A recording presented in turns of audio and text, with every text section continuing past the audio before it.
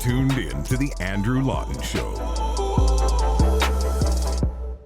I'm going to tell you right off the bat, this is going to be a slightly less irreverent show. In fact, I'd say considerably less irreverent show than you're used to, given what happened over the weekend. Now, I'm assuming you know precisely what I'm talking about, the attempted assassination of a presidential candidate, of a former president of the United States, of Donald Trump. Now, I wanted to just get a sense of the atmosphere on the ground. As it happened, True North had a reporter there, I believe the only Canadian journalist to be reporting from the scene of this rally. At first, she went down there just expecting this to be a regular Trump rally in Butler, Pennsylvania, and it quickly became one of the most significant moments in United States political history. Rachel Parker is the host of Rachel and the Republic at True North. Rachel, good to be with you. Glad you're safe and okay. I know it was quite an eventful weekend for you, but let me just first ask you about why you were there, because I know that you've launched this new show, and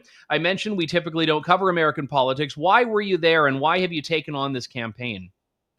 Yeah, I mean, I think that the American election is very relevant to Canada. I think there's a lot of Canadians who are interested in the outcome of that. I think it's probably one of the most important American elections that we've seen. There's such a great chasm and divide in America right now. And I think everyone's really been watching to see what will happen there. We've seen the left in the States go after Donald Trump from every single angle that they can with this litany of litigation that they've thrown at him. And everything has been just really unsuccessful. And it's actually caused him to increase in the polls. Of course, we can talk about the policies that he would implement and how that would impact Canada, like things on immigration. We know he's going to tighten measures at the southern border where there is just a flood of illegal immigrants entering the States right now. Those types of policies, we're going to see an impact on Canada, as well as his plans to implement tariffs. Those are all things that will directly impact Canadians' economy. But I think, honestly, this election is just something that Canadians care about because we've been watching the situation in the States and because our economies are so closely intertwined. We don't even necessarily need to come at it from all the ties that we have with America. It's just an election that is of interest to the world. We've seen what has happened under Joe Biden. We've never seen so much war in the Middle East under Donald Trump. And it seems like things are just declining all around the world as our superpower just to the south of us has seen such a decline under Joe Biden. So certainly this election is something that is of such interest to the world and to Canadians. And so I've just had such an interest in American politics my whole life. I was very excited when I got the okay to cover it for True North. And I decided to go down to this Butler, Pennsylvania rally. As it happens, I was looking at Donald Trump's schedule and I thought, okay, what's kind of close by? Well, I'm in Ontario. Maybe there's some events that I could go to. There was only 2 rallies scheduled on his page when I went to look. One of them was in Florida and one of them was in Pennsylvania. So I thought, Pennsylvania is probably not too far. I looked, it was just over 4 hours. I thought to myself, that's very doable for a day trip there and back. And so I began to make preparations to go down to that rally. I was going to talk to Americans about, what they thought about the election so far, why they were voting for Donald Trump, which of his policies they were most interested in, what they thought about Joe Biden, if they thought he would resign. And we did all those interviews in the hours before that assassination attempt. And obviously the event. Let's stop there though, and let's actually take this chronologically, because I've never been to a Trump rally. I've been to political events. I was at the Republican convention in 2016 when Trump was nominated, so I have a sense of the atmosphere there. But what was the atmosphere like? What was it like? What were the people saying when you were talking to them before anyone knew that this would be a tremendously fateful day? I think the rally was very upbeat. It was an insane, political rally. I've never been to a political event of such magnitude. We just don't have those types of events here in Canada. We don't have as many people show up to those events. I know that Pierre Poilievre is able to attract, an audience often in the thousands, but I mean, there was probably around somewhere from 15 to 20,000 people there that day. There were so many people trickling in. I just couldn't believe how many people took time out of their day and drove down for this rally. And everyone was very excited to be there. Everyone was very excited about Trump's presidency. I think people were feeling and still are feeling very confident that he's going to win on November 5th. We heard a lot of similar themes. People are very concerned about inflation in the States, just like they are here in Canada. A lot of people commented on the border crisis. They said, I'm voting for Trump because of his border policies. I would like to see mass deportations of the illegal aliens that are coming into our country under Joe Biden. Some very similar themes. Some people even talked about abortion and said, we just don't like what's happening under Joe Biden. So, a lot of commonalities. Some of the similar similar issues that we're seeing here in Canada, but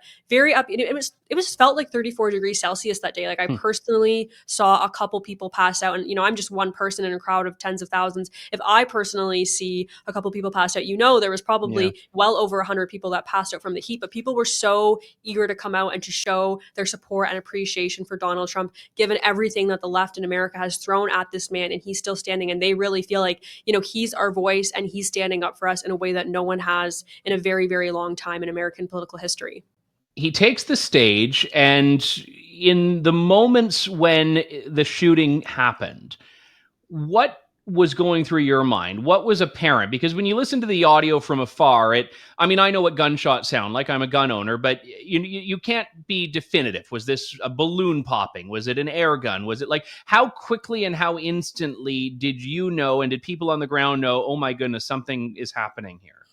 My immediate instinct was that it was a shooting and that they were bullets. And I would say that was the immediate instinct of pretty much everyone in the crowd, because everyone drops to their knees and gets low. You hear a couple people yelling, a couple people screaming. So my initial instinct was that this is a shooting. And then, of course, you look on the stage and you see the Secret Service rushing, and they've now, they jumped on the president as they're supposed to. They're using their bodies to act as a shield against any incoming bullets, which is, of course, an incredible act of bravery. I mean, we can divorce the discussion about the security issues that went on that day, but that is an insane act of bravery to run into gunfire to protect someone else, which is, of course, their job.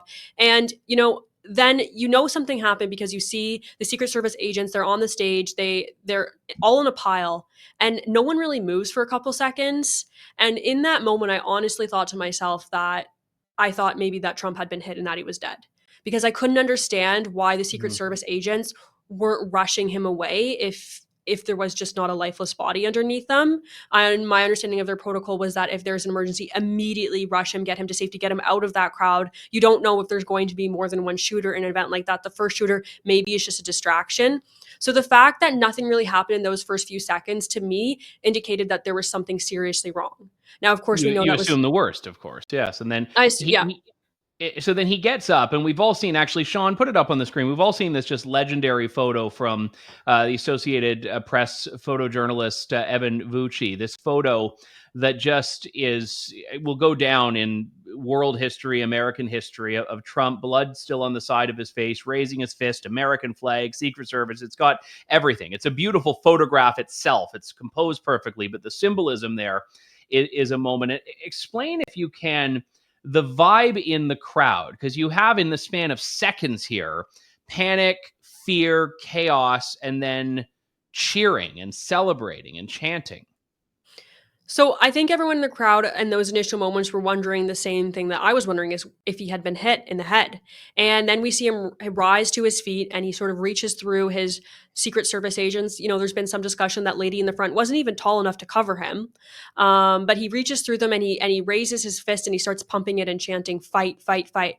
And the crowd responded in kind. They began cheering and applauding and just starting to chant USA, USA. And in that moment, you could sort of feel the relief wash over the crowd, and the excitement, and just the hopefulness that he was still there. And then the president is whisked away, and the tone of the crowd immediately changes again, with, I would say, hundreds of people in the crowd turning around and looking back at the media booth where I was positioned, and pointing their fingers at the major outlooks that had their cameras positioned there, and just starting to yell, "Shame, shame, this is your fault." And I even posted one of those videos, and you can just see, if you're looking over the sea of thousands of people, you can see hundreds of people raise their arms into the sky and start shaking it at the media. And there was such visceral anger for the media in that moment. And I even went and tried to go up to a couple people and to see, if they would talk to me about how they were feeling in that moment. Because I was in the media booth, they said, we don't want to speak to you. We don't want to give you any comment. You don't want to hear what we have to say anyways. And of course, I was able to get interviews later on in the day, but in that moment, it was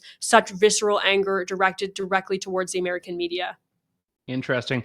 Well, glad you're okay. Glad you were there to report on this for us and see it for yourself. But also glad that, again, it had the outcome it did for President Trump. But I also don't want to gloss over the fact that there was a man who lost his life, and there were casualties in this, and that's tragic. And we send our thoughts and prayers to them as well. I know you'll have a full breakdown on Rachel and the Republic this week. Rachel Parker, thank you for coming on. Thanks, Andrew. Thanks for listening to The Andrew Lawton Show. Support the program by donating to True North at www.tnc.news.